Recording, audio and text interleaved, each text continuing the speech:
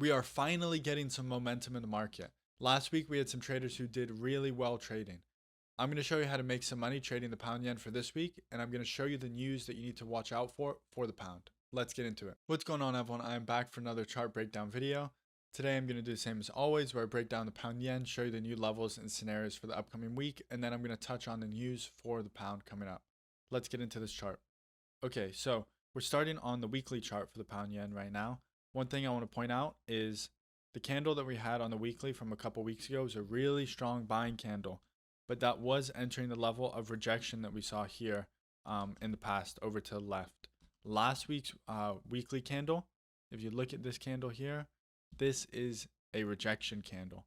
So I don't like to see this. I would have much rather to see this candle finish strong right at the top of the wick here so that we could see price continue to break out of the range. This isn't to say that we won't break out of the range, but I would have preferred a stronger candle closure. So we could potentially see this pound yen get stuck in this weekly range and see more sellers come in to see price come back into the bottom of the range, this sort of range here. So it is something that I'll just keep an eye out for. Okay, on the daily, we can see that we have a new range that's being established here. So price has been stuck in this range for quite a bit. It's just going sideways here. I do like how it's still maintaining higher. It's ranging higher. This was the previous range that we had, and we're ranging higher than the previous range. So that's what I do like to see for the buyers in the market. Now, one thing I do want to point out here is our previous structure on the daily. So what do I mean by previous structure? I mean previous highs or lows. So this was a previous high on the daily, and then we have a previous low here, and then another previous high and previous low. So one thing that I like to see is when we get a candle like this, break the high, it pulled back into one of the previous highs to establish the new higher low. So what do I want to see here on current price? I'd like to see price come down to retest this previous high to the left over here.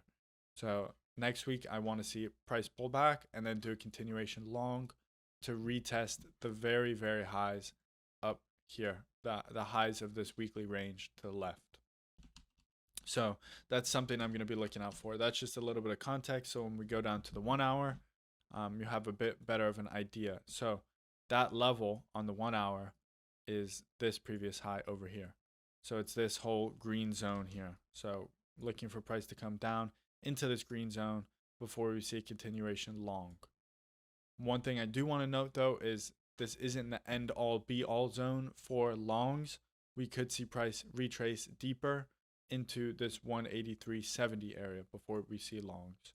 Also, you do have the 184 here in the middle of this whole number. It's always important, something to look out for. But this will be another really big level I'm watching, 183.70. That's because of all of the rejections in the past. I believe I went over this in one of my last videos. All the rejections here, here, here, and here, all at 183.70.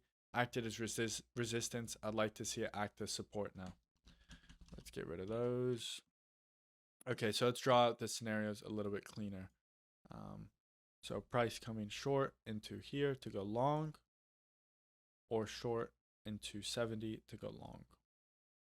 Okay, now another thing I want to point out was that daily range that we saw before. This is it on the 1 hour. So price is just ranging in between these levels here. I want to see if we can break out of that. I'm going to be very aggressive if it can break out long, even though we have the other highs up here. This is the weekly highs to the left, and like more of an extreme. But I'll be aggressive to get into longs to take price all the way up into those highs. So that would look something like this: break, pull back, and continue long up into our target area up here. I would also, until price has momentum and is able to break either the high or the low, I would be looking to fade the extremes of this range. So if price is able to come short into this 184.80, I'll look to take a long back into the middle of the range. And then if price is able to come long into the high of the range up here at 185.80, I'll look to take a short back into the middle of the range here as the target. So those are going to be my main scenarios for this upcoming week. Now, what news do we need to look out for? So we go on Forex Factory. One thing to note is the CAD bank holiday. I don't think that'll have a huge impact on the market, but it's just something to note. The main thing that we have this week, especially for this pound yen, is going to be all of the pound news. So claim account change. So that's unemployment, 2 a.m. Eastern time for the pound. Let me just skip the dollar news. I'll come back.